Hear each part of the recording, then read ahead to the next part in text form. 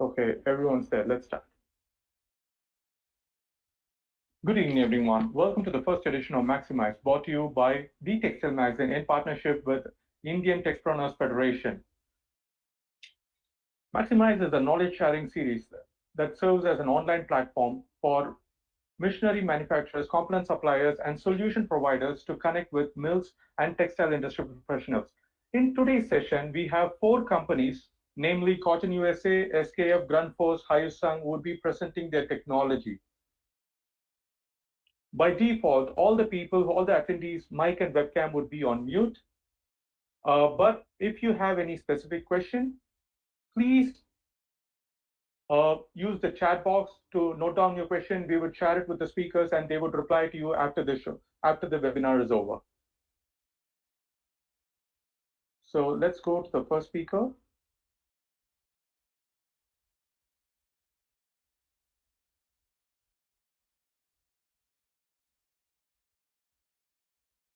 The first speaker for today's evening is Mr. Jörg Bauer-Sachs, who's the head of technical services of Cotton Council International. He has a rich experience of 30 years in the field of manufacturing and sales. Today, he will be presenting on the topic, Barriers to Profitability, the CCI experience. Over to you, Mr. Bauer-Sachs. Thank you, Mr. Ganesh. I hope everyone can hear me. Then let's start. A warm welcome from Germany to India, or wherever you may listen to this webinar. First of all, on behalf of CCI, I would like to thank the organizer, the Indian Textile magazine, for giving us the opportunity to participate in this webinar as one of the keynote speakers. So, what do we have prepared for you today? The title of our presentation today is The Barriers to Profitability, the CCI experience. Next slide, please.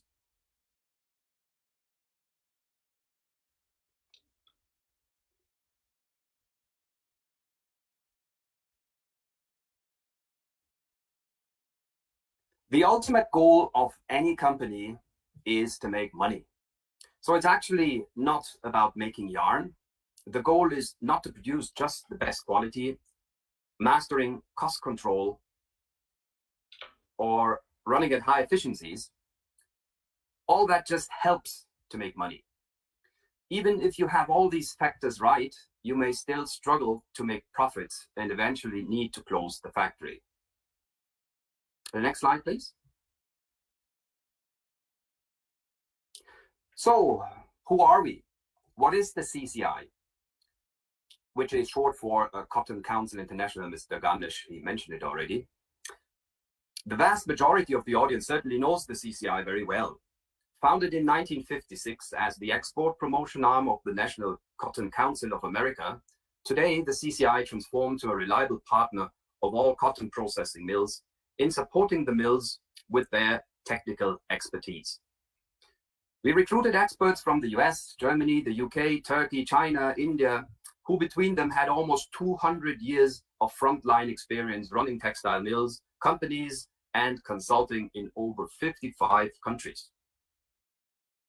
In the last 18 months, this team has had the opportunity to visit over 100 companies in Thailand, Pakistan, India, Bangladesh, Indonesia, Vietnam, and China, observing their operations and helping them to achieve a better performance and, as a result, higher profitability. My talk today is going to concentrate on the barriers to maximizing profitability that we have observed during these visits, even in mills where their management has thought that they may have already squeezed almost every ounce of profit from their operations. The next slide, please. This transformation mainly started in 2018 as CCI began to recruit a team of experienced textile experts, developing a program that would offer advice to customers of US upland cotton on how to get the best performance and value from the use of the US fiber. A number of research projects carried out by third-party independent consultants in 2017 and 2018 had clearly demonstrated the superior mill performance of the US fiber in the manufacture of knitted garments. when compared with cottons from India, Brazil, West Africa, and the CIS. Not only had US fiber produced higher machine and labor productivity, but generated less waste at every process and produced far superior garment quality and, as a result, significant financial advantages over our competitors' fibers. The next slide, please.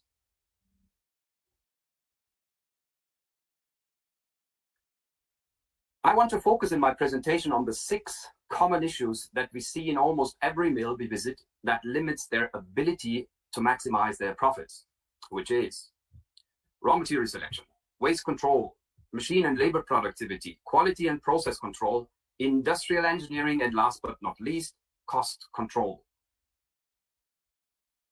The next one, please.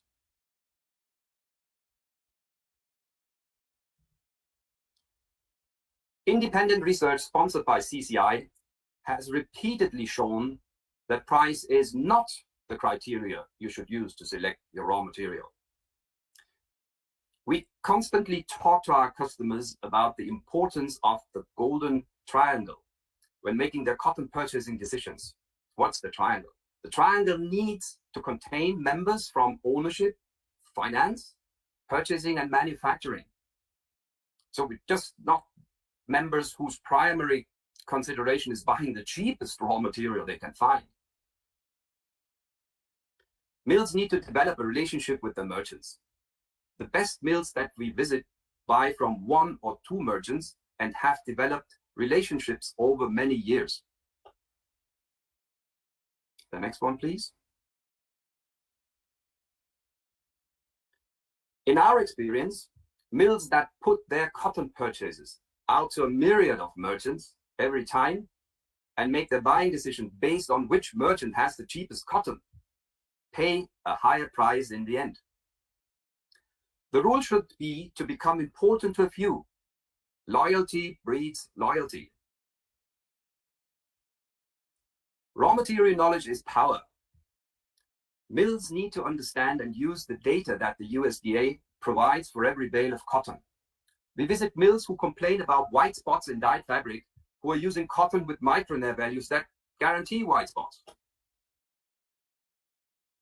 The next slide, please. Raw material can represent up to 70% of your total costs, which you know very well, depending on what articles you are producing. Therefore, it is obvious that raw material has the greatest impact on your profitability. CCI's sponsored independent research has shown the advantage of US cotton in terms of raw material utilization. We can say with confidence that US cotton runs better in your mill and creates less waste. The next one. Effective waste control is a micro, not a macro activity. You must control every stage of the process. You would be surprised at how many mills that we visit who know only how many total kgs of cotton they use to produce a total weight of yarn. They have no idea what amount of fibers they are losing at each stage of the process and the item that represents the major component of their manufacturing cost. If you don't know during which process you are losing fiber, how can you take the corrective action necessary to reduce your waste losses? An effective and accurate waste control system is the cornerstone of any profitable cotton spinning operation. The next one. With the relatively high capital cost of textile machinery, the need to maximize machine productivity is obvious. Where the cost of labor has historically been inexpensive, we have seen a tendency for companies to ignore the importance of labor productivity. Cheap labor can result in technical negligence.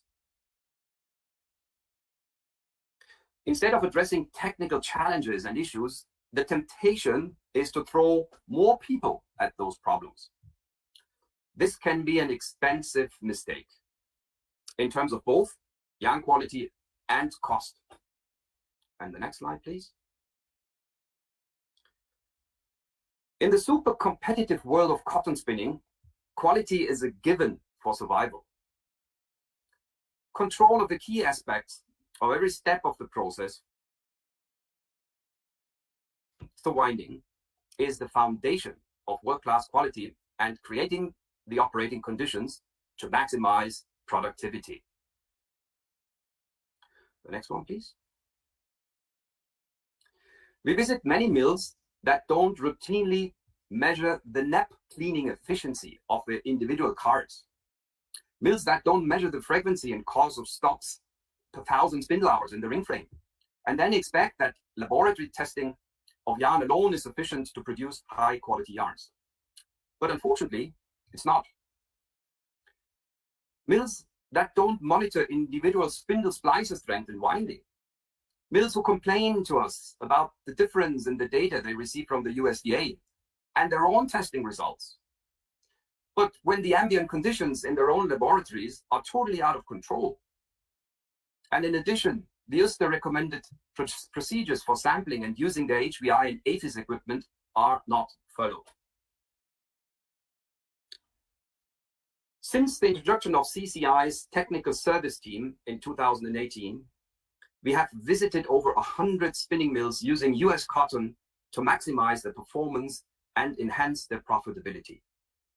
In none of those mills have we seen the use of even basic industrial engineering techniques that have been fundamental to those mills that have survived and thrived in Europe and North America. I can really speak from own painful experience running factories in Germany and Austria fighting for survival back in the 90s. The importance of using industrial engineering to establish accurate job loads for spinning operatives impacts directly on yarn quality, waste levels, and cost. The next one, please. In the ring frame, for example, if an operator is incorrectly loaded and is looking after too many spindles in relation to the machine stops per 1,000 spindle hours, the impact on machine efficiency, idle spindles, and increased pneumofuel waste will have a major negative impact on cost and hence profitability. In almost every mill we have visited, major savings in the automatic winding department could be achieved by the application of simple industrial engineering techniques. It's not about saving labor. It's about how industrial engineering could help to redistribute labor to where it's needed more. And the next one, please. Just prior to the COVID-19 lockdown, we visited a renowned mill in China where it was obvious that they had too many people in winding and not enough people manning the ring frames to cope with the frequency of ends down they were experiencing. Switching people between the two departments would have improved output, reduced waste in spinning, and immediately increased profitability. And the next one, please. Prior to the crisis that we have seen with the COVID-19 pandemic, too many spinning mills, especially in this part of the world, have been struggling financially because basically our industry has too much capacity. That imbalance between supply and demand will only get worse in the new normal post-pandemic world in which we will all have to operate in the future. You would be surprised how many mills that we visit who really have little or no idea of their actual costs, who just guess rather than calculate the selling price of the yarns. Next slide, please.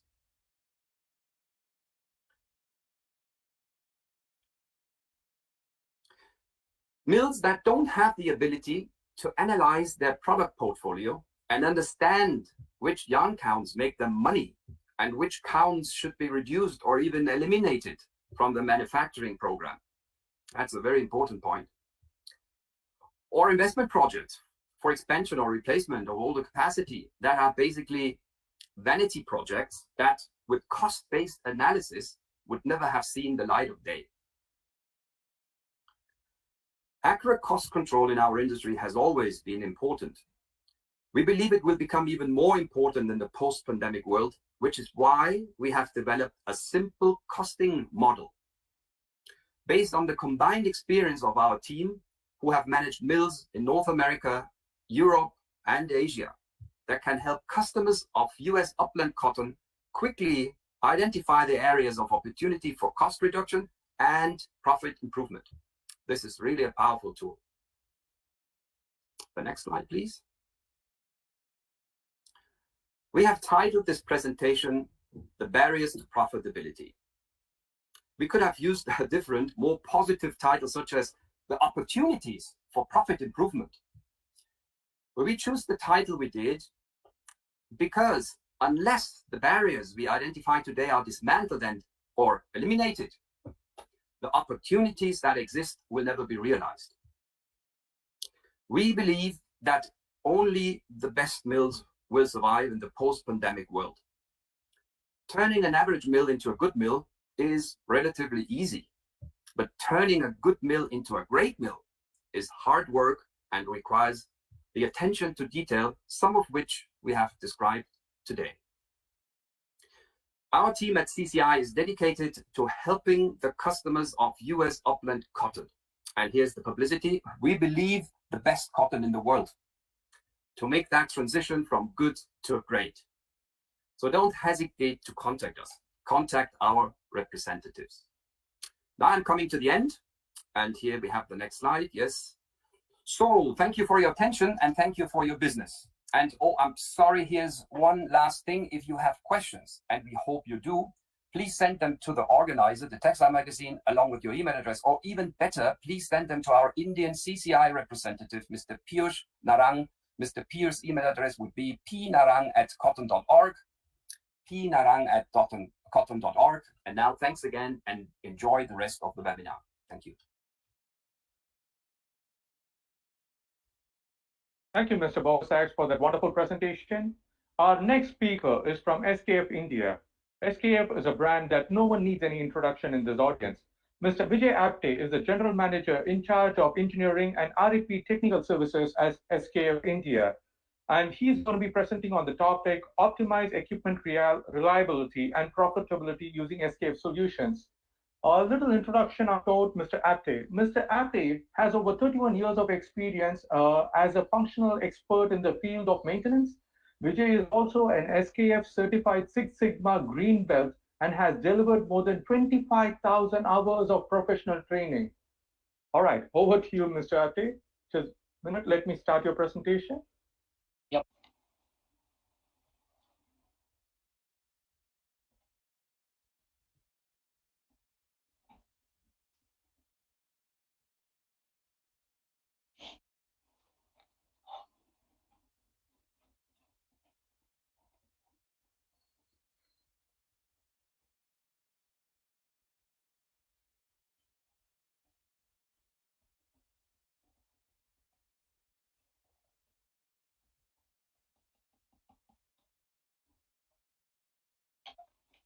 So, good afternoon. I'm Vijay Apte, and in fact, thanks, Mr. Dinesh, for my introduction and warm welcome. So, the next slide. Today we are going to discuss that how we'll maximize the profit. Can you go to the next slide in the presentation mode? Yeah, next slide. Yes, so we are going to discuss about how we are going to maximize the profit. Every industry is, and today every industry is facing the problem. What is the problem they're facing is that they want to reduce the cost. At the same time, they want to improve the performance of the mill. Now, why this is happening? So we know that the globalization, merger and competition is placing greater focus on finance, risk and knowledge management.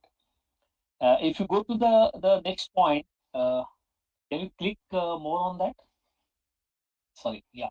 So recent global pandemic forcing companies to cut cost, and I'm sure that every industry want to reduce the cost, they want to reduce the risk and focus on more efficiency. Also, it is very important that availability of the skilled workforce is also the challenge. The complexity due to automation and maintaining aging assets and ensure safety of operation is also one of the important tasks. When we are talking about maximize the profit, It means what SKF approach is to work with customer and explore the inherent capabilities which are having inside the plant people to get the maximum profit from their same unit. Can you go to the next slide? Availability of the skilled workforce is very important because nobody is ready to work in the maintenance, and which is really people are moving focus towards the IT industries. And over a period of time, the knowledge of the people who are working in the mill is going down, and it is the automation and the maintenance activities will be on based on all contract labors. So one more challenge is that increasing raw material cost. So every management wants to reduce the cost and improve the performance and maximize the profit. So let us see how we can work together. So next slide. So when we are talking about the customer value, when customer is asking that, okay, how I can get more profitability, how I can improve the efficiency, and these are the major factors which are affecting the performance, efficiency, and profitability. So when we are talking about the complete, there are three important parameters when we are talking about a complete so many activities in the plant: the cost reduction, output increase, and ensure the compliances of from the environmental point of view. So when you are talking about say operations and the maintenance and the energy, availability plays very important. The product plays very important role along with the health and safety issue. So when we are talking about how SKF is working together with the customer to improve the rotating equipment performance, which ensures the highest profitability to get the profitability to the customer, it is really positively impacting in all these areas. Next slide.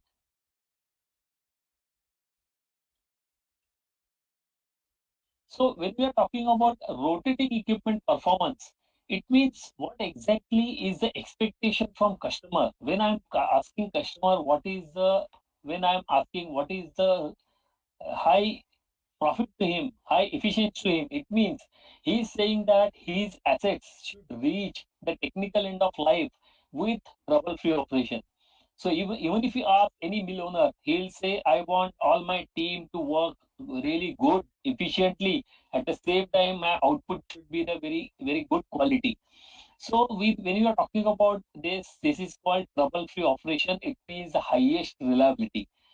Unfortunately, even if you ask the India or even global team, and if you ask somebody that what is the reliability of my plant or my equipments or my section, people are really happy to say that okay, my reliability of my plant is 80%, and they are happy to say about this, right? But my question always to the team that if you are going by flight, say from Mumbai to Delhi, and if you say the reliability of my flight is 80%, can you board? I am sure nobody will board in the flight. And here we are probably saying that the reliability is 80%, we are happy. And at the end of the year, we are saying that, oh, I am not getting the good profitability, my efficiency is going down. And this exactly SKF wants to work together to saying that it is improving the performance of all rotating equipments. Next slide.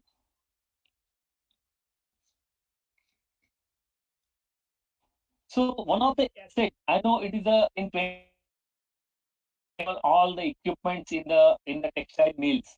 But one of the important asset when we consider is electric motors. Now, electric motors, I'm sure everybody knows who are working in the mill, textile mill. It is one of the critical asset of the complete textile mills. Say if you consider the spinning, next slide please. If you consider the spinning data, so there is a 50%, you can say the motor contribution, say I'm saying the power consumption, 50% is coming from motor. Then if you see about the lightning, then air handling and the compressors. So the chart which is coming on the bottom of the left hand side, the spinning contributes around 49 to 50% of the power consumption. So that's why I'm saying it is one of the asset which is really important. SKF is not only talking about the motor. In the whole scenario, we are talking about complete rotating equipment. But coming here about the motor part. So if you see on the right hand side, we did along with some of the companies, they did the survey and we got this results from there. If you do the motor rewinding the first time, and you can see the efficiency will go down, and people are doing every year, every 2 years, they are doing the rewinding of the motors. So end of the four rewinding, you can say the efficiency will go down by 83%. And so when you are talking about how you can improve the efficiency, how you can improve the profitability, it means when you are talking about my motor power consumption is 50% in the mill as a whole. And out of that, after 2 or 3 or 4 rewinding, efficiency is only 83%. Then you can really think how much power loss we are really paying in the form of bill. Next slide, please. So why motor performance matters? So when we are talking about this, why really SKF can support on that? Even though we are not motor manufacturers, but when you are talking about the performance of the motor, lubrication and the bearing, it plays around 51% of the motor problems are related to the bearings and the lubrication. So when we are discussing about this, 24 by 7, 360 days. So humid, ambient, and contaminated operating conditions are always there in the textile mill. Every failure results in reduced motor efficiency. As I just now told you that 1% reduction per repair. The quality of reconditioning is very is that I am not saying it is not, I'm saying improper. When I'm saying that quality of reconditioning, that people are doing the rewinding of the motors, how they are doing the mounting of the bearings, how they do the lubrication part, how they maintain the tolerances, and again after 6 months, motor has gone back to the rewinding. Again, it is again and again same cycle repeats. Also, a very important part that people are not worried about the preventive maintenance, how we can monitor the motor, how we can do lubrication of the motor, because it's very important that we have seen some failures because of the excess lubrication in the motor. And of course, it is the very frugal engineering. So people try to make anyhow hook and crook, they try to maintain and they try to run the machine. So when we are talking about this, why we should focus, okay, that is the motor part, motor performance. Next slide, please.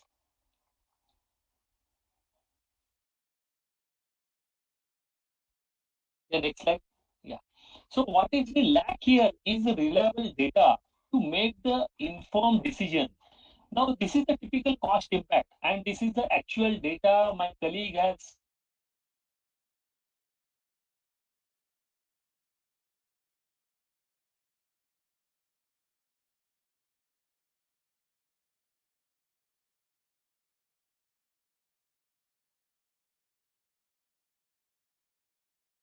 mining area. We are talking about lubrication practices. People are doing the varnishing and people how they are handling the bearing. And after this, we are saying, okay, this motor is not performing. It is drawing more power. And ultimately, my electricity bill is going up. As I told you, around 50% is, for example, I have taken it for stealing. It is coming from the motor. So motor cost I considered is a 4 lakhs for around 80 kilowatts motor, and bearing cost is something around 15,000 per set. The replacement time is 150 minutes. Loss of production and restart is approximately 20,000 depending on the quality of the yarn and the manpower required. Now, if really look at that, how much the cost impact for not really focusing on the motor is is losing by the owner or by the factory owner as well as the people, the like maintenance people, because ultimately whatever the job we are doing it is whole responsibility lies with the maintenance team. And that's why it is very important when we are talking about maximizing profit. Every small activity has to be properly monitored and properly guided by the team. So next slide, please.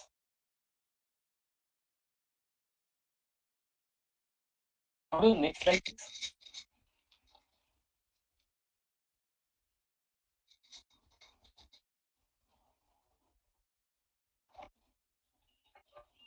So SKF has come with the program, as I told you, and only one aspect we have considered, that is a remote monitoring.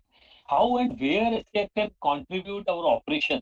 So we are ensuring that it is called reliability enhancement program, where we can say it is a complete equipment. I just given the example of motor, but here the equipment reliability enhancement program, where we can ensure that around 90 to 95% availability we can give it to you, and that the program is called zero surprise failure or unplanned stoppages. It means a SKF will ensure that there should not be any surprise failure. Midnight should not be happen that okay, my motor or machine is down. So that is called zero surprise failure. How we'll do it? It is a remote monitoring. So we'll mount the sensors and we'll connect it with the cloud server. From the cloud server, our analyst will continuously monitor your motor. I'm talking about one asset as a motor, and data and right solution through analysis. Our analyst will give you the immediate the report and saying that what corrective action you have to do, so there should not be any failure in future. And also we will support for implementation of solution. So how SKF can help to deliver the value? Yeah, next slide.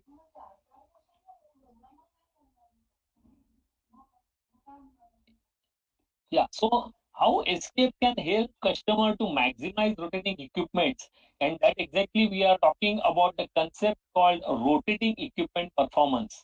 Now, rotating equipment performance, here you can see the complete architecture that you can see on the middle there is a plant which is connected via cloud server, and also there is a left sensor where the operator can collect the data and send it. He will get quick results on that. So left hand side top you can see that is a called ODR, operator driven reliability. Even we are saying that operator is very important who can drive the reliability. There are some critical assets which can be monitored via our cloud server. You can see on the down we can see that is a that is called remote diagnostic center, where we can download your vibration report and signals, and we'll analyze and we'll send you the corrective action what should be, so that there should not be recurrence of the problem. Yeah, next slide.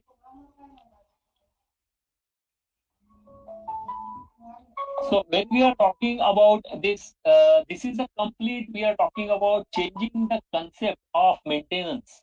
So changing the concept of maintenance, as I told you, left hand side, you can see about the operator can take the data for non-critical machines. And then what he can do, he can just really look into the small, his mobile phone, and he can see that, okay, whether this machine is okay or not okay. For critical machines, he can just collect the data, he can send it to our server. Even not only for vibration, he can even check the lubrication schedule. And this is very, very important, that which is really, when I'm saying around 50% of the motor problems are related to bearings and lubrication. So when I'm talking about, this is a complete changing the concept of maintenance and reliability. SKF is there to support you for not only for the motor. Motor is one of the asset I explained to you, but when we are talking about is a complete rotating equipments, we are ensuring the performance of complete rotating equipments. So next slide. So any questions related to this, you can contact my textile segment head, Vasant Terwarkar, and his mobile number is organizer to share with all team members. So thank you from my side.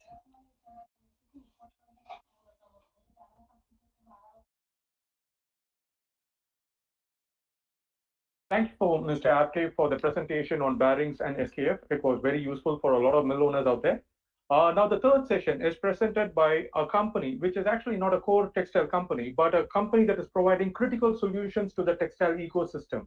The brand is none other than GRUNDFOS Pumps. There are two representatives from GRUNDFOS Pumps today, Mr. Krishna Kumar Vekrapati, who is the Deputy Manager of Technical Support, and Mr. Srinivasan Mohan Raj, who is the Deputy Manager Sales. The topics they will be discussing is to how to ensure trouble-free operation for flow makers in oxidizing ditch, and a case study about their GRUNDFOS BMS pumps. Off to you, Mr. Krishna Kumar. Thank you, Ganesh. Hope I'm audible to all. And firstly, I would like to start the session by thanking the Textile Magazine team for providing us an opportunity to connect everyone through this online session. My slides are coming.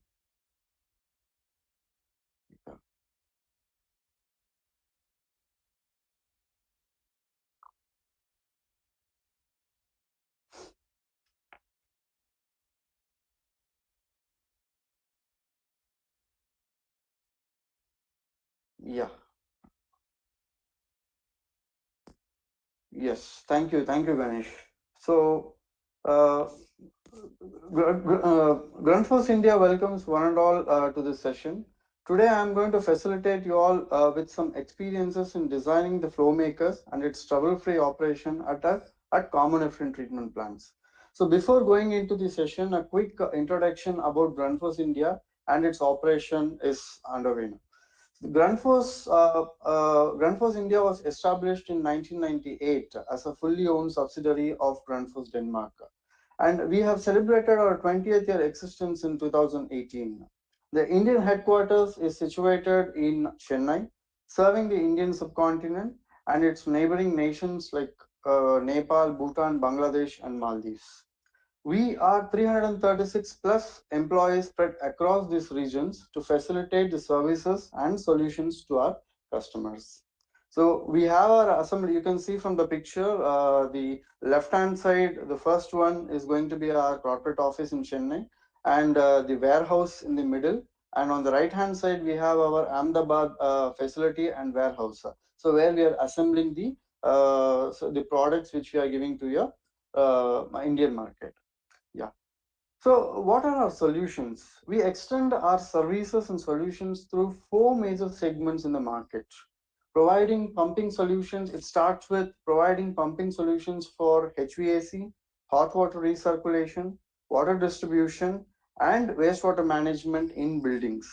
And the second, facilitating pumping solutions for HVAC, water and ultra pure water distribution, mission tool, chemical handling, process and wastewater management in industries. I hope many of the textiles in India would have our pumps, at least one or two will be there in any of their missions, which is actually fit and it will be coming along from the companies. So the next one is the optimized pumping solutions for water utility, which include irrigation, flood control, water intake, treatment, and its distribution.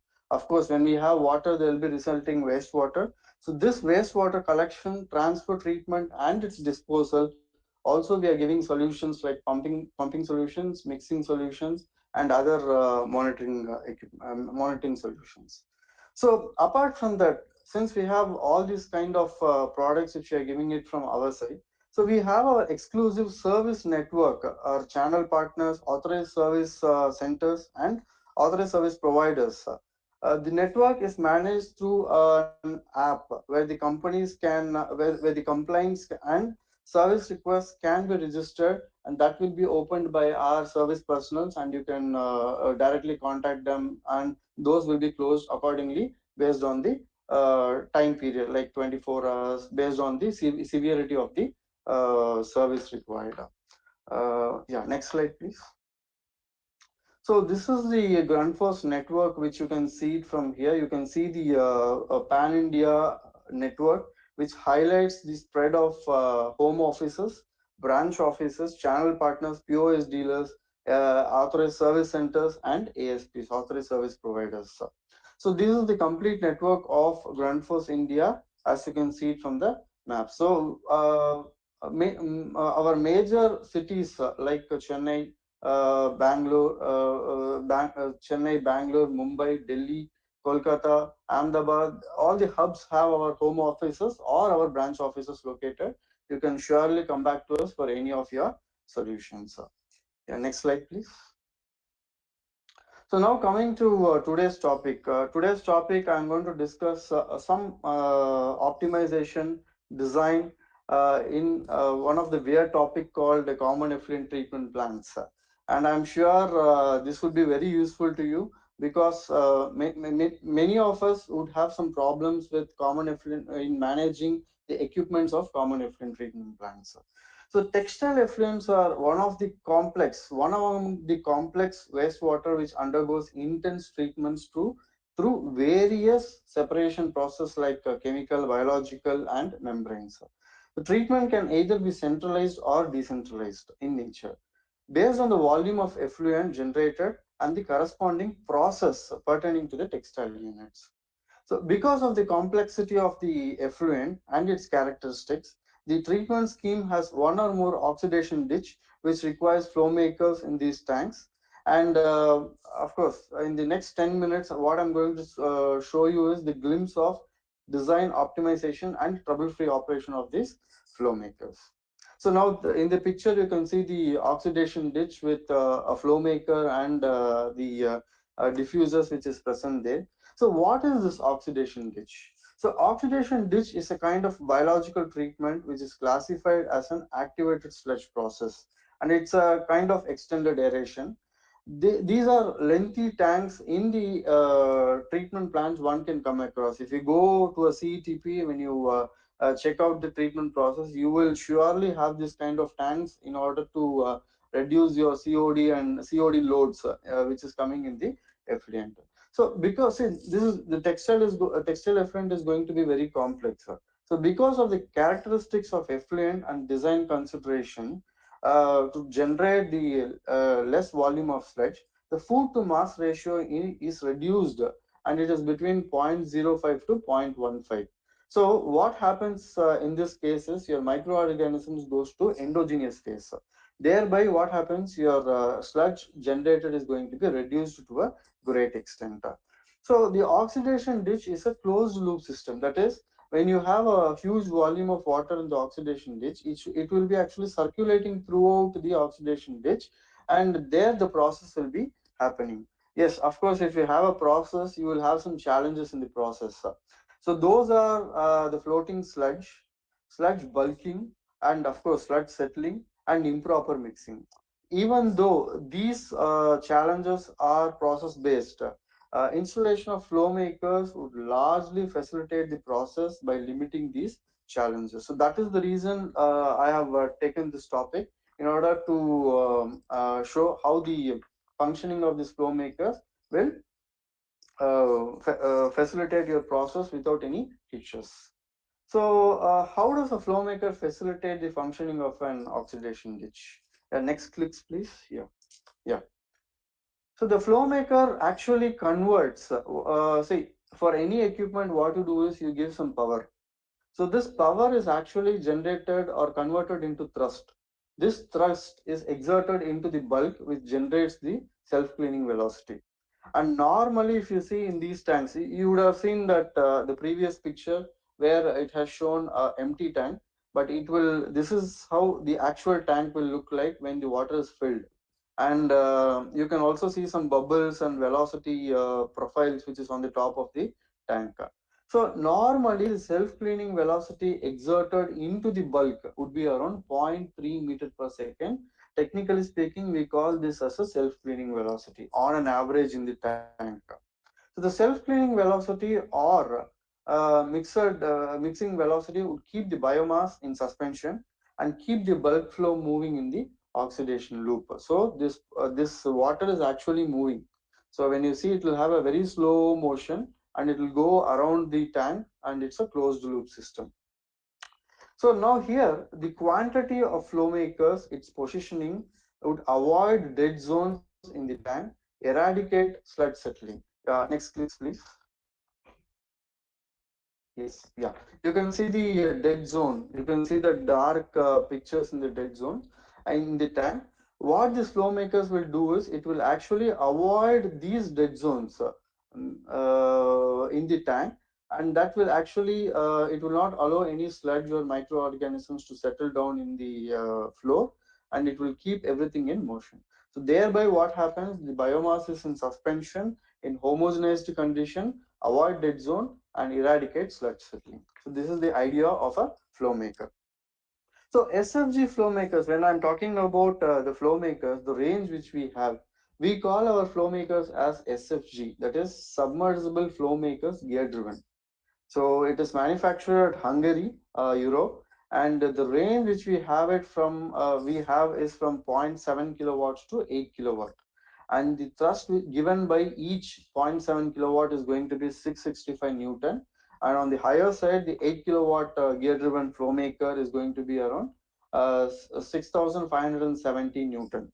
So this is by one Flowmaker, and based on the geometry of the tank, the quantities will be decided with our configurator and with our experience. If you see the material of the Flowmaker, it is going to be built with a CI epoxy CI motor cover, on which we have about a 450 micrometer of epoxy coating, and the blades are made up of polyurethane resin with either CI or SS reinforcement. So this is going to be the construction of our range, which we have it at GRUNDFOS.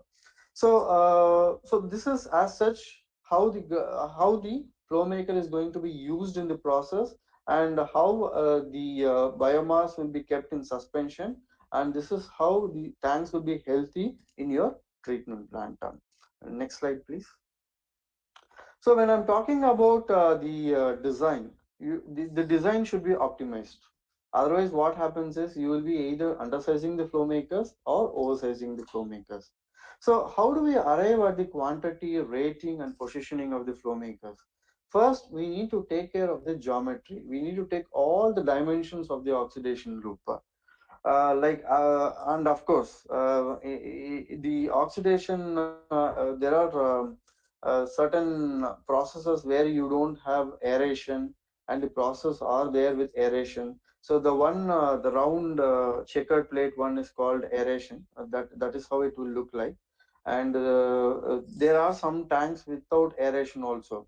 So the first thing you need to check is the application of the Flowmakers in the process. It is going to be only flow making, pushing the bulk, or it is also going to homogenize, or that mixing velocity is required.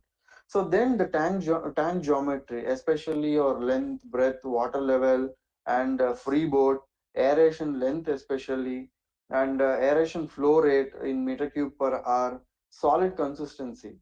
So when I'm talking about the sludge, when I'm talking about the biomass, everything will give some consistency to the effluent.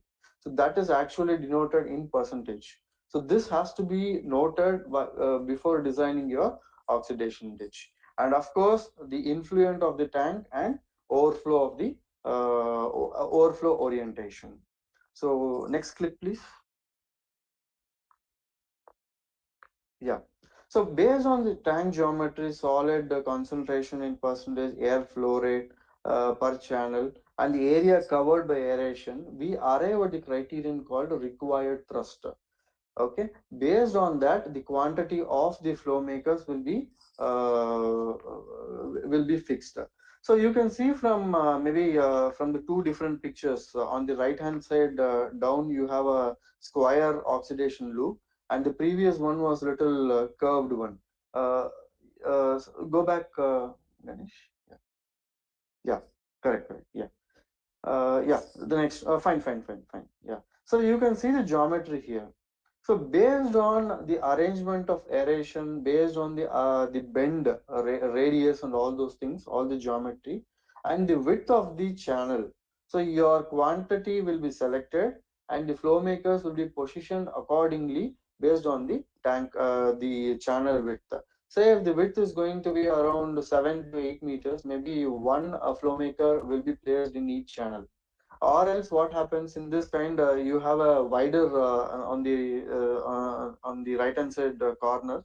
So you can see a wider channel where you have 11.1 meters. There what we did is we have placed both the Flowmakers in same channel, and the length is also little lesser. So based on the geometry only, we will be positioning, and we have certain rules which will be followed in order to position the Flowmakers. That will be shown in the next slide. Yeah, next slide, please. Yes. So here you can see certain rules which we normally follow in order to avoid the stress on the Flowmakers. There are certain set of positioning rules which we need to follow while positioning the Flowmakers. we would maintain at least 1 time the width. So there should be a distance of 1 times width. So we take the width, and that width should be maintained from the bend to the flow makers. Similarly, when we are having aeration in the downstream of the flow makers, we should maintain one width again. So sometimes when the aeration is crowded, in that case, we should at least maintain one depth water level. Say if it is going to be 6 meters, that has to be maintained from the aeration grid to the flow makers. I know this is going to be a little difficult in remembering certain numbers, and we are there to design the flow makers for your oxidation ditch. This is just only for to show you that this is how we actually design a flow maker for a trouble-free operation. And when you don't maintain this required distances, what happens is, the next click, please. Yeah. Yeah. So when you don't maintain the required distance from the aeration grid to flow makers, or from the bend to the flow makers, you can see the stress. On the left hand side corner you have a picture. There you can see the stress, because these flow makers are going to push the bulk.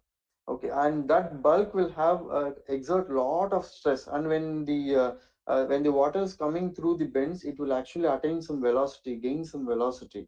That will directly come and hit the flow maker. That will create lot of stress, and this will create the vibrations in the flow makers, and it will also overload the motor, and consequently your flow makers may fail.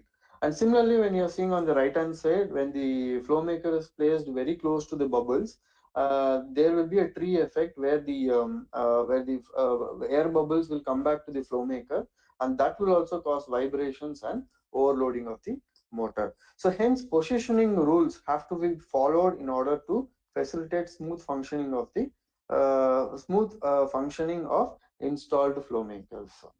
Yeah, there are some modeling aids also available. Yeah, you can see certain modeling aids here, and this we call it as computational fluid dynamics.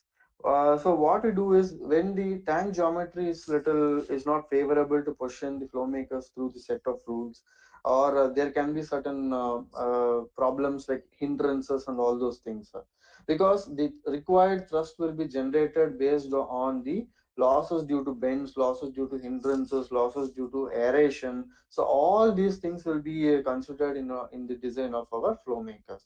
So when you think it is little complex in the design, then we can go for a computational fluid dynamic analysis, where we'll be mimicking your tank exactly, and we'll be seeing certain velocities at different water level. You can see from this picture the horizontal slice in 0.3 meter above the tank floor, and you can also see 1.8 meter above the tank floor, and you can also see the bulk cross section near the flow makers.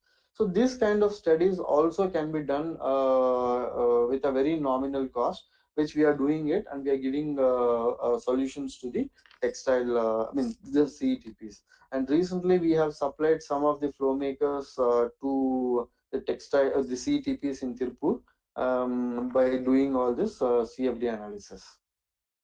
And of course, trouble-free operation is possible only when we have an optimized design of flow makers, and also its operation monitoring and regular maintenance has to be taken care. So when you see these points, the flow maker has to be installed rigidly. And I have seen many installation where the flow maker has a little shaky foot or something like that. You can see on the right hand side, where you have the foot flow maker and the full installation axis with the lifting chain. So when when the 2 foot on both sides is not firmly put on the concrete with anchor bolts, what happens is, because of the bulk flow and the huge volume, the flow makers will have vibrations. All these things will in turn damage your propellers or your motor. I mean, the motor may get overload. So that is the reason the flow maker must be installed rigidly through proper set of accessories and ensure correct positioning. Of course, the lifting chain has to be dedicatedly installed for one flow makers. You cannot actually go for a smaller, you cannot use the same lifting equipment for both the smaller flow maker and a little bigger one. So what happens, the weight will vary, and the center of gravity will vary again. That will actually damage your propellers. And the flow maker must never be hung. I have also again seen when I go for site, they actually hang the flow makers through the lifting cable, lifting wire.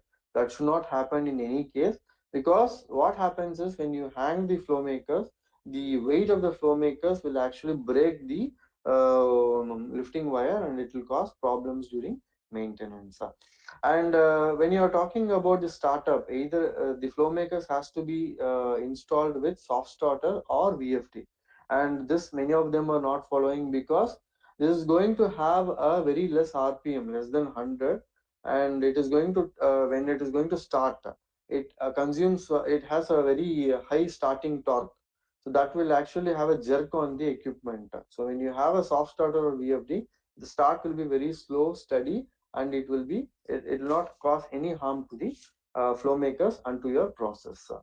And of course, the flow makers should have certain built-in sensors like thermal switch, water and oil sensor, in order to monitor the water ingress into the oil.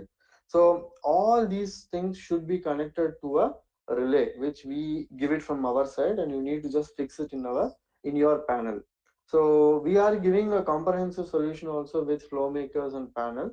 But if at all you have an existing panel, we give our flow makers. You need to just put that monitoring unit into your panel, and you can monitor all the functioning of the sensor. Everything can be monitored through the monitoring units. And of course, there should be some regular maintenance for flow makers, like oil check, and the oil should be changed every 2 years, and there should be a regular checkup for 6 months on the oil. Of course, if you have this water and oil sensor monitoring properly, then you don't need a problem. It will actually give you a sense of the quality of the oil. Otherwise, you have to go for proper oil check. So with all these things, with all this proper design and proper installation, operation, maintenance, much of your troubles, which you can see it in the operation of flow makers, you can eradicate it, and the process will not be disturbed in any case. And thank you for this opportunity. Yeah.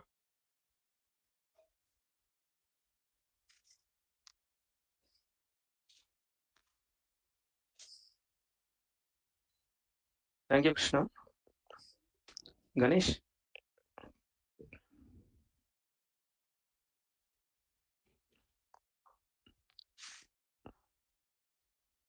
Ganesh.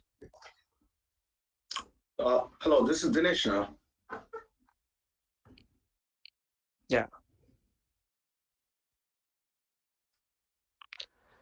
Okay. Good evening to all. A warm welcome to all of you for this online webinar. So I'm Srinivasan Mohanraj, Deputy Manager Sales from GRUNDFOS India. Okay, now it is visible too. Hope I am audible to all of you. Okay. So today I'm going to present a case study on energy savings in 5th stage RO using GRUNDFOS BMS pumps and energy recovery systems. So let's see how to optimize the energy savings with GRUNDFOS solutions offering. Next slide, please. So before going to the main topic, I want you to take through a typical effluent treatment, textile effluent treatment process. So if you see the process flow, we are taking a water for dyeing process, and we are getting a effluent as a output of a dyeing process. So we are treating this effluent, raw effluent, in different stages, like pre-treatment, reverse osmosis, and evaporation, to recover the maximum amount of fresh water and final product as salts to reuse. So if you see the different stages of treatment, after RO treatment, we have a process called MVR, that is mechanical vapor recompression process. So which plays a very vital role in rigid water or rigid water treatment, which requires high energy and steam. So it's a very expensive process, and it has their own challenges like frequent breakdown and maintenance challenges. So which may lead to your plant shutdown and production losses. So when you compare to RO treatment, it is around 7 to 8 times costlier than RO treatment. So to minimize this operating cost and other maintenance challenges in MVR, fifth stage RO is evolving as an alternate solution nowadays to reduce our OPEX. So let's see what is the benefits of fifth stage RO. Next slide, please.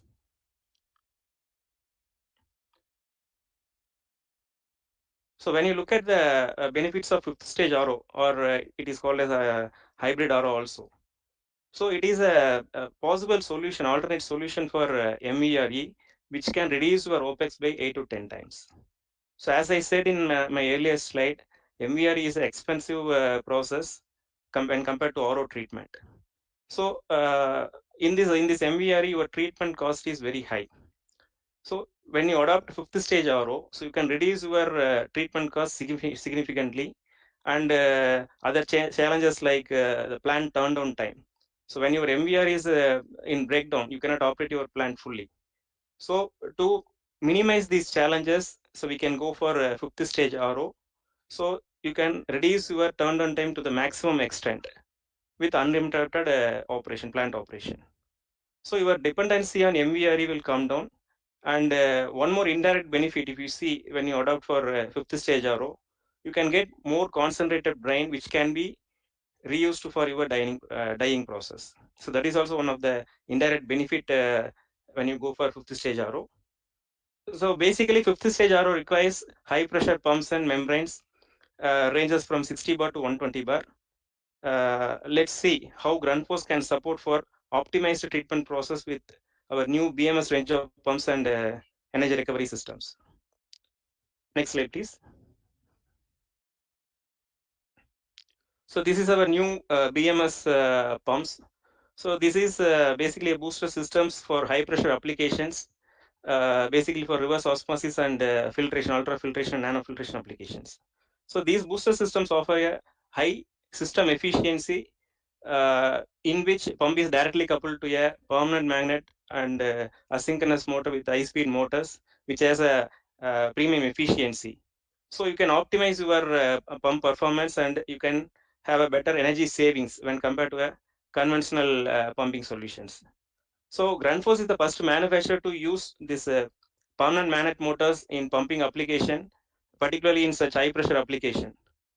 So basically, reducing CO2 emissions is one of the greatest challenge for all of us in connection with saving the environment. So this is one of the reasons why GRUNDFOS has developed this new BMS, HS, and HP booster systems. Next slide, please.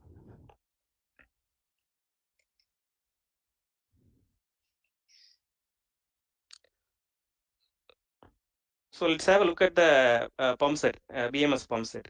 If you see, all the critical components in this pump set, like all wetted parts in the pump set, is made up of super duplex stainless steel. So which is suitable for aggressive liquids like high TDS effluent water and seawater, etc. So these pumps are mainly designed for this effluent treatment application, reverse osmosis application, and desalination applications.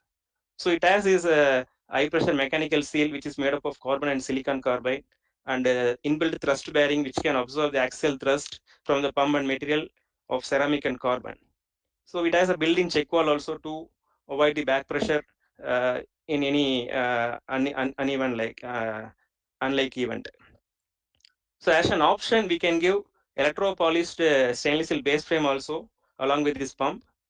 So to have a high durability and reliability, we have used well-known components and performed many tests both internally and externally with our end users to before launch of this product actually. So it has very highly reliable performance. Next slide, please.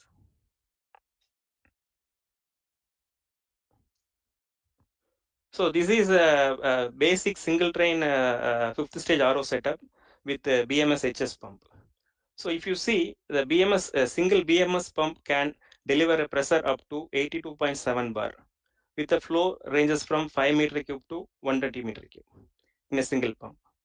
Also, we have a customized solution for even for 120 bar pressure also. So in which we have to use 2 BMS pumps in series connection. So this pump has 5 different models ranging from BMS 7 to BMS 60. So with this 5 variant, we can have 17 different pump motor combinations which are available for different duty points. So your selection will be very easy, and we use VFD along with these pumps. So you can vary your duty point based on your requirement. Next slide, please.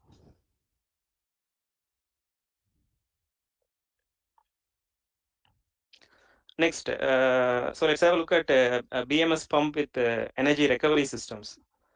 So during this pandemic period, each and every textile industry is facing a big financial crisis, and the big challenges in front of every industry is one of the big challenges, the power cost. So every industry is looking at reducing the energy cost and looking for energy saving solutions. So for which from GRUNDFOS we can provide 2 different solutions to reduce your energy consumption in effluent treatment. So first one is called as BMST, which consists of one BMS high pressure pump and one energy recovery turbine pump. That is called BMT. So in this scheme, if you see the total energy, around 65% of energy is generated by BMS HS pump. Balance 35% energy can be generated through our BMT pump, that is energy recovery turbine. So in this system, you can save up to 35% power maximum. So if you see the other even advanced system, that is called BMSX, which is consist of BMHS pump, one BMS HP pump, and pressure exchanger. So in this system, it is a very highly efficient system, which is having efficiency up to 97%. So you can save your energy up to 60% in this scheme, that is BMSX. Next slide, please.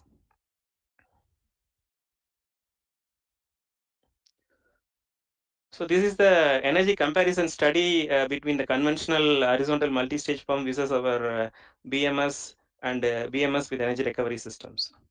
So this study is made for a capacity of 40 meter cube at 75 bar pressure with a 40% recovery, considering a 40% recovery. So if you see the one-to-one comparison between the conventional horizontal multi-stage pump and the BMS pump, you can have minimum of 16 to 17% energy saving straight away. But even if you go for an advanced system like BMST and BMXX, you can save up to 52%. In BMST, your savings is around 33%. If you go for BMSX system, you can save up to 52%. So your payback also will be very less. It is between 1 year to 2 year only, and so this is a highly efficient system actually.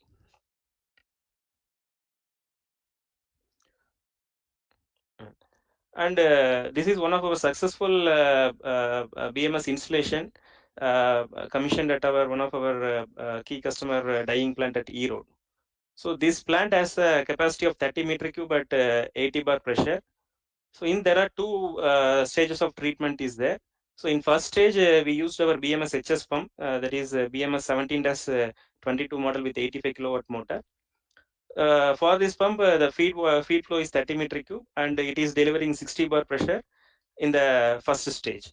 So we are getting 9 meter cube as a recovery and 21 meter cube as a reject flow with the 59 bar. Like after your membrane pass, we are getting around 58 to 59 bar as a reject pressure with 21 meter cube flow. So that reject energy is taken directly to the next pump in the next stage, that is BM 17-40 model. So which can take maximum of 60 bar inlet pressure. The pump has a capacity of taking maximum of 60 bar inlet pressure. In this case, it is only 59 bar. So that 59 bar is directly given to this BM pump with a flow of 21 meter cube, and it is again boosting another 20 bar pressure. So the total as a total skid, this skid is operating at 80 bar pressure, and customer is getting a 50% recovery. So they are feeding the 30 meter cube flow, and they are getting 15 meter cube as a reject and 15 meter cube as a permit.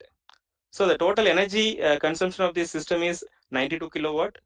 So if you see the energy saving here, we can save we saved around 20 kilowatt when compared to a conventional system actually. So in this we are recovering the reject energy, and we are using it in the second stage. So this is one of the most efficient system. So similarly, we can go for energy recovery systems like energy recovery turbine and pressure exchanger systems. So that's all from my end. Thank you to all.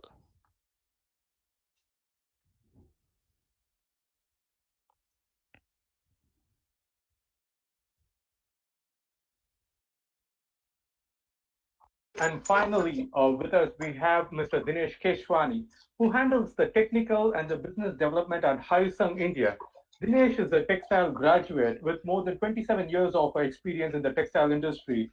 And today he's here to present with us the unique solutions offered by Hyosung Creora to the textile industry. You can start, Dinesh, your presentation. Yeah, thank you, Mr. Ganesh. And to be very frankly, I don't have the word to express the thanks for arranging such a good, nice platform. And would like to thank all the speaker, which have already, they have also represented the useful information to the industry about the cost saving. So for our subject is concerned, it is maybe not exactly the engineering solution, but the textile raw material solution. And I would request Mr. Ganesh to have the presentation on the board so I can move ahead for the part.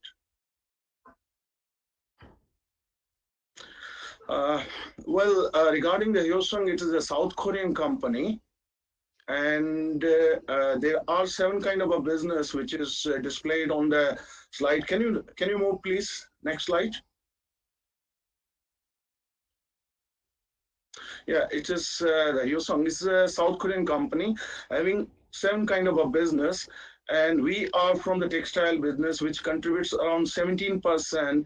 And among 17%, the turnover was around 3 billion in year 2019.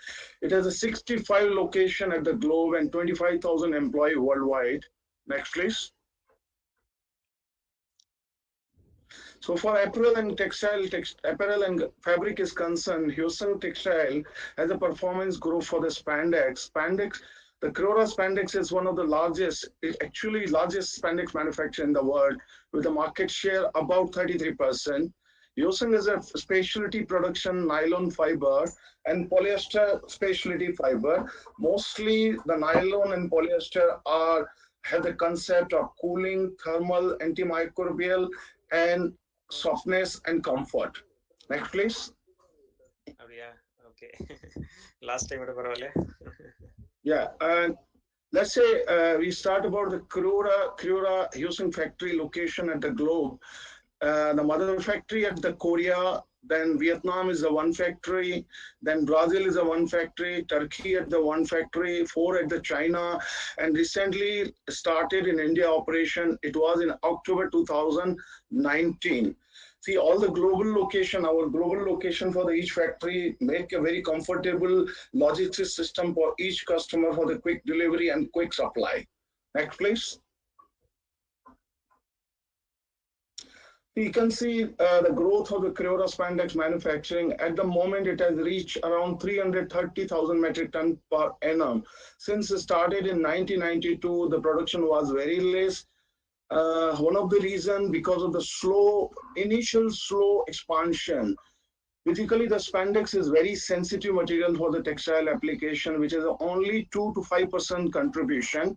So until and unless our R&D could get the assurance for the quality to have the global standard, we could not expand. And since we got the confidence for our quality, we expanded very aggressively since 2005. Next, please. Yeah, this is before we go to, just back, Mr. Ganesh, please back again. Go to back, yeah. Before we go to Hyosung offering of Creora spandex and nylon polyester, let's have a glimpse of Indian textile export-import market trend index. As we know, we are struggling a lot because of the COVID pandemic, as we are facing all. So there is some index for the textile, garment, fabric, knit garment, and other commodities for export-import. So we can have the idea, the indicator, what is going on. Next, please. Well, this is the Indian export value in USD index of apparel and textile. So we can see up to January, February, it was okay. As I said, in the March, it started to fall. And April, it was the lowest. May again started to go up a little bit because of the pending and some vacuum it had. And June, it has reached around 60%. And it is, see, this knit garment, knit fabric is the most significant among all. Here it is a knit fabric, knit apparel, woven apparel, all apparel and textile. But Indian exports, so far knit fabric is concerned, it has boomed during this period. Even June, we can see the index is over 100%, or more than 100% than compared to normal situation. Next, please. Here's the import of textile, like that same one, the knit fabric, knit apparels, woven, all apparel and textiles. The import of all textiles has resumed up to 50% as compared to normal situation. Next, please. This is India export. See, India is also known as the global map for the denim industry. We are the second largest denim industry, having a capacity around 1.6 billion meter per annum. So for denim is concerned, denim was also the same situation, but during the June, it has resumed export is around 60%. The capacity we have for the denim in India is 1.6, and effective utilization could be around 75%. And among that, we are exporting around 25% to the different countries. Next, please. Yeah. So now I take an opportunity to introduce about the Hyosung spandex branded as a Creora. Next, please. See, the Creora Power Fit is the most commonly used by the textile manufacturer, circular knitting, and the Power Fit is mostly known for its heat resistance and chemical resistance. If you look at the spandex, is a more sensitive for the heat and chemical. And heat and chemicals are used mostly after making the fabric during finishing and dyeing. So it doesn't lose, too much power by impact of this chemical and temperature. Next, please. I have the limited time allotted, so I have to finish a little bit early. So here the comparison about the Creora Power Fit. After power is much 10% higher as compared to the competitor, whereas for the dyeing, the power loss as compared to the competitor is a much lower. When we are talking about the competitor, it is the global benchmark competitor. Next, please. Once again, this is a solution manufacturer, the fabric manufacturer black. Usually black is usually the white spandex for the knit application or other application. It be when stretch, the green through is visible on the surface when wearing. But the black, if used, it will give the solidity more, no green through, and the garment looks is very beautiful, and it maintains the stretch body fit beauty again. Next, please. See, here you can see how the green through is avoided by using the black. There is a black, Creora black, there is no white spot in the shocks, and below it there is a white spandex, which is all clearly visible for the white spot. Next, please. So again, now it's come for the fresh. It is a functional spandex.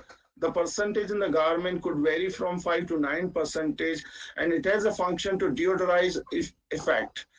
So next, please, I will present some comparison by the Japanese Kaken standard and the Creora Fresh into the nylon and Creora Fresh into the polyester. We can see the standard by ammonia, acetic acid, isoric acid, and nominal. So here, all the standards are above as standard by all this performance is achieved better than Kaken standard in case of nylon, in case of polyester. Next, please. So this is again a functional Creora spandex color plus. It's a dyeable spandex.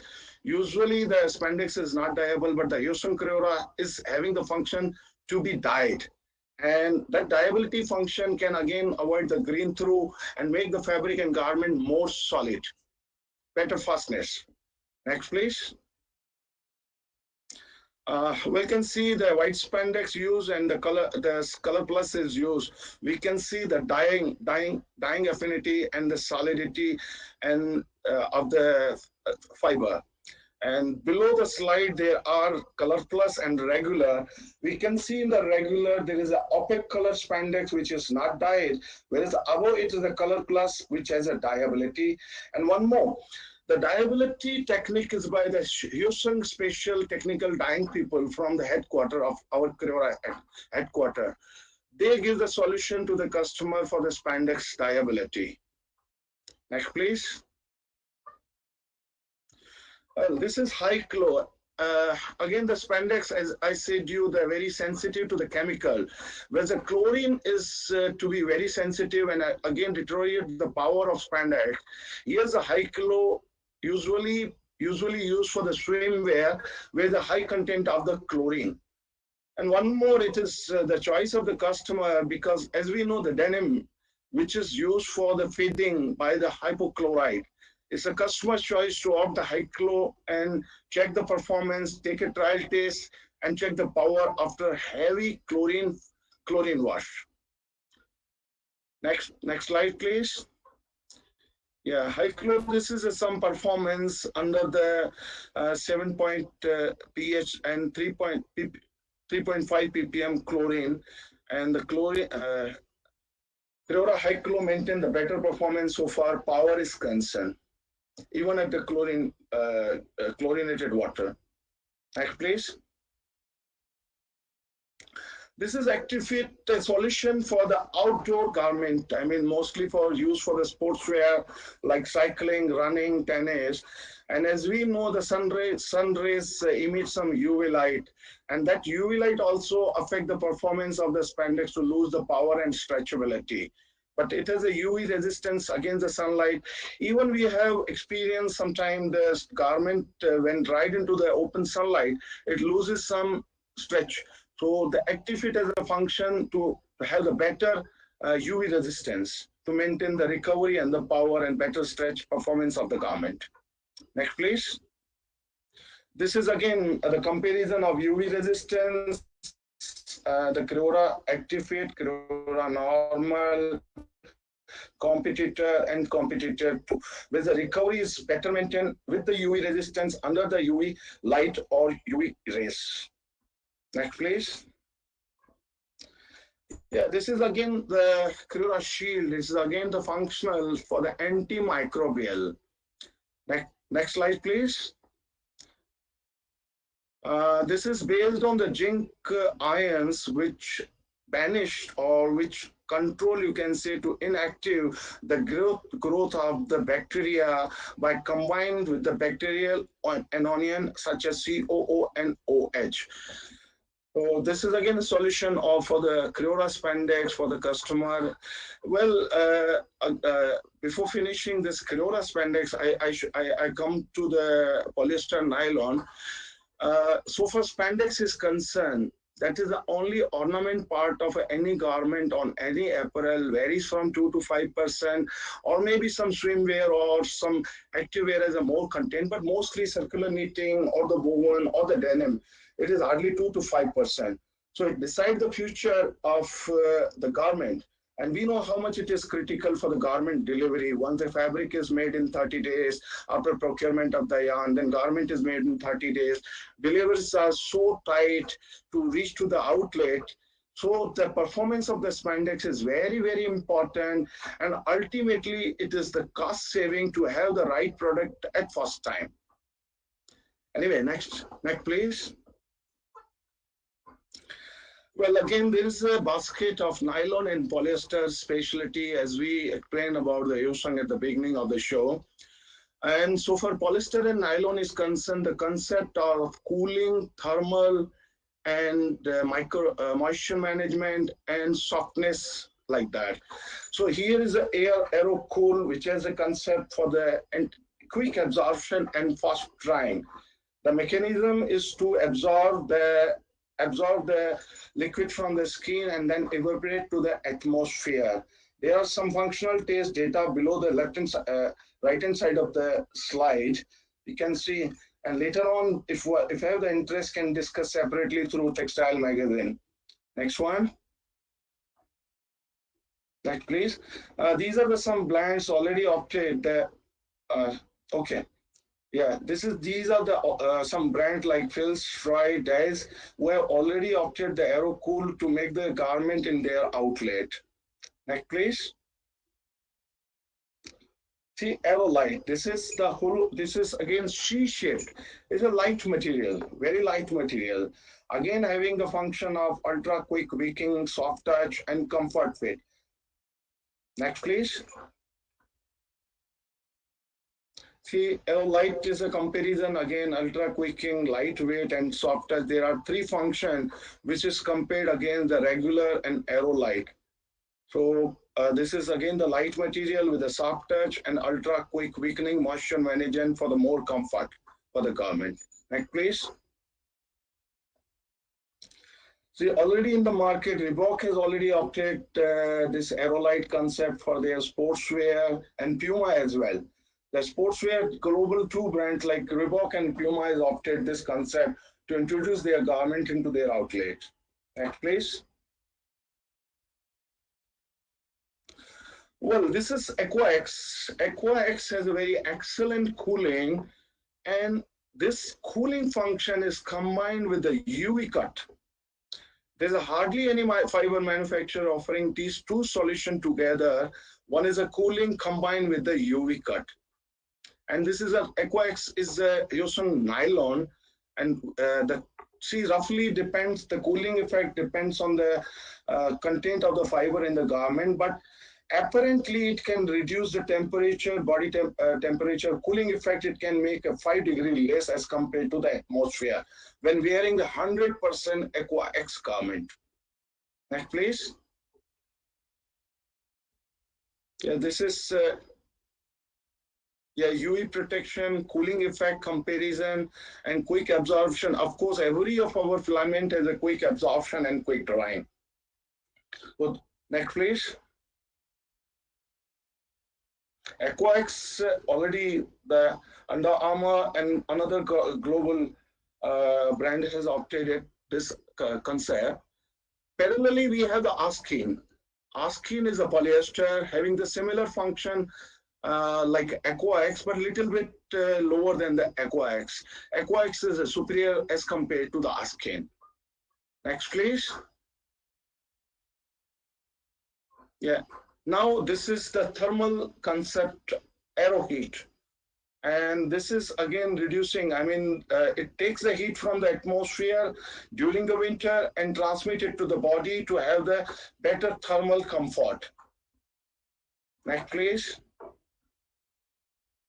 See, the taste matter, how much it is effective by the thermal. Apparently, while contained around 27%, in a garment, it can generate a warmth or around 3 to 5 degrees, which is very effective. Subject to content in the garment, like let's say 50% or 100%, warmth can be increased to have the better comfort during the winter. Next, please. Yeah, this is again, this Uniqlo has already opted this Aero Heat for their garmenting. And another good brands also Super Dry as well. Next, please. See, this is the Aero Silver, again, antimicrobial. Okay. So this is a silver-based theory, to control the bacterial growth and having the good hygiene product. Next, please. maintaining the freshness. This is a function of antimicrobial aerosilver, how it function and reduce the antimicrobial to keep the fresh. Next, please. Well, Kotna is of course a polyester, but the mechanism of this fiber during the manufacturing by technology is made to have the feel like cotton. We can see the slide how the mechanism works and give the cotton-like effect and soft touch. Next, please. So Victoria, Sports, Fills, and again Eider, they have already opted this Kotna concept for their garment. We have presented about the Creora spandex and then Hyosung specialty functional nylon and polyester. Well, the thing is moving towards sustainable nowadays, and every new generation wants to know what they are consuming, whether it's a nutrition for the earth or not. If it is a raw material, if it is a process, or when it is disposed. So what we say is C2C, cradle to cradle. So Hyosung has a sustainable solution for spandex as well nylon as well for the polyester. Next, please. Well, so far spandex is concerned, the Hyosung has already developed the Creora recycled polyester named by Regain. This development is done end of last year or earlier of last year. And one more, this is the pre-consumed waste 100% recycled pre-consumer yarn as compared to other offering like 25% or 30%. So this is the brief manufacturing, how the waste is collected, chopped into the small, and then again dissolved to make the polymerization to make the yarn, spandex yarn. Next, please. This is a bio-based, using the raw material from the natural sources, so it can be biodegradable later on after using, when disposing. Well, this is still under development. We have already developed, but until unless it is suitable for the application, commercial application, it cannot be. So there are trials, and shortly it will come to the for the application textile. Next, please. Well, this EcoSoft spandex, usually when we go for the heat setting of the spandex, the temperature used at the center for the final finishing or before finishing is around 190 degree or 200 degree with a dwell time varies from 45 to 55 seconds. Whereas the EcoSoft is offering the solution to reduce the temperature at least by 20 degree, which is a very big energy saving and maintaining the sustainability in favor of planet to save the environment. Next, please. So this is again some low heat settable spandex power. Yeah, by heat setting, low heat setting and something, it is not compromising the power and anything. So weight, the fabric performance is maintained as good as like the normal spandex. Next, please. Yeah, this is Regain. Regain, we already introduced the Regain Creora. There is a Regain nylon recycle and Regain polyester recycle. Nylon is a pre-consumable product and Regain polyester is a post-consumer product. So I think I am about to end my presentation to come up to the last slide of thanks to say thank you all. Next, please. Next, please. Yeah, this is all. Yeah. So thank you very much. In fact, we could not say about the maximize the profitability, but our is as said, the profitability depends on the right product at the right time. So our is a solution for the manufacturer to have the right product at the right time. Thank you very much. Thank you so much, Dinesh, for your presentation. My special thanks to all the speakers who are present today, who gave their insights about their presentation about their company. Thank you so much for the solution that you offered to the textile mills. Very soon we'll be announcing our next webinar. So stay tuned, stay safe. Thank you for all the attendees. This is Ganesh Kalidasan signing out. See you next time. Bye-bye. Thank you. Thank you. Namaste.